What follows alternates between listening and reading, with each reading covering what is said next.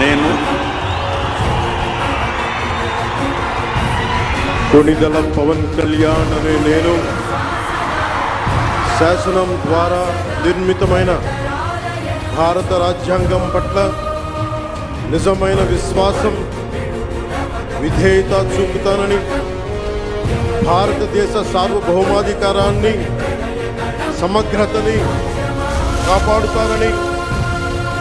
ఆంధ్రప్రదేశ్ రాష్ట్ర మంత్రిగా నా కర్తవ్యాలను శ్రద్ధతో, అంతఃకరణ శుద్ధితో నిర్వహిస్తానని,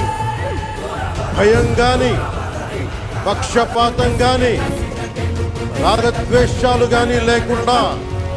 రాజ్యాంగాన్ని, శాసనాలని